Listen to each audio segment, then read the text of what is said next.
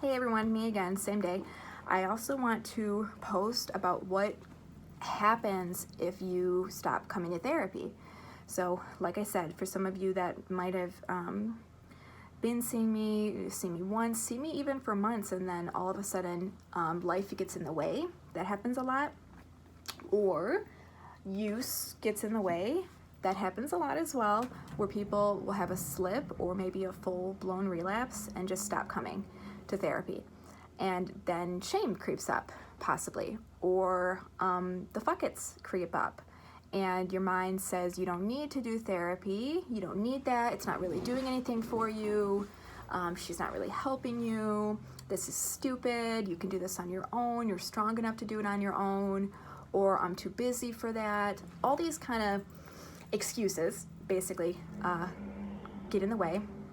What happens then? So every one of you signed a cancellation or no-show policy when you first started at the main office, and that is true. That stands true still. We all kind of interpret that policy differently, and it's really up to the clinician and your relationship with that person to decide when enough is enough. But the way I see it is, if you lose contact with me and you are ghosting me and I haven't seen you for a while or heard from you, we have to discharge you. We, without 1 month of no contact in our file system, we have red flags pop up, and it says we have to do something about your case. And because we're not a state, like, we are not employed by the government, but we're funded by the government, we have to do things, we have to do what they want us to do. So we have to close your case. But if your case is ever closed, you can return, you can call us and see if you qualify for services still, which is the same kind of qualifications as when you first started. Do you have an active addiction? Have you been using substances in the last 12 months, including alcohol? Do you have Medicaid or no insurance? Those qualify you as well. If you have private insurance, like one through your work, you can't see us. We do not take private insurance at this time. Or if you have Medicare, you can't see us. So if those things are still true, oh, and if you live in Michigan, you have to live in Michigan as well. You can live in the surrounding 8 counties as well, even if you're, I mean, it's not very convenient for you to come here if you're living in Kalamazoo necessarily, but you could if you wanted to still, technically. But call me. That's it, call me. Call me and see what we can do. I will tell you whether you can come back or not on the phone. And if you can, then you can come. And if not, then I can find you other resources. There's plenty of other things that you can do. Don't wait until you get in trouble again, though. You know, don't wait until your addiction gets so bad that you can't even get out of bed in the morning without using.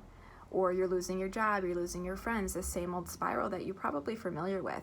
Don't wait until then. Call me before that stuff happens. Save yourself some trouble.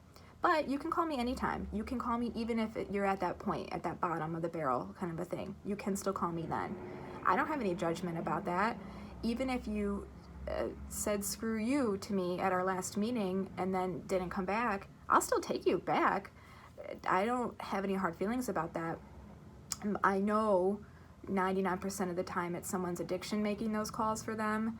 It's not the actual person. It's not really you saying those things to me or being upset about it, right?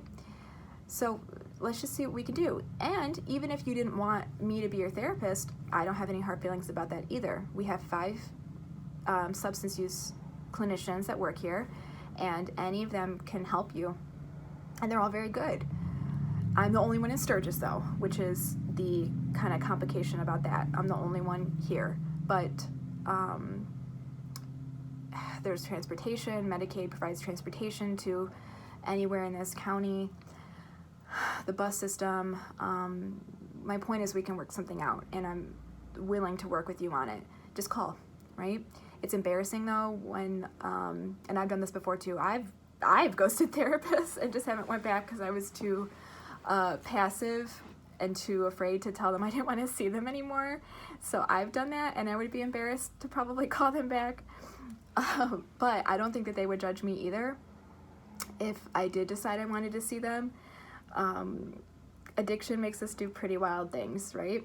So if you are having shame about it, I really, really want you to challenge that shame and say, Sheila's not going to shame me. Sheila's going to talk with me about this and work through this, and I'm not a bad person. No one's going to judge me. Just kind of say those things to yourself, even if you don't believe them, because your addiction's going to try and make it seem like everyone hates you, everyone's out to get you, and that I'm not on your side, and that's just not true. That's not true. It wants to keep you sick, okay?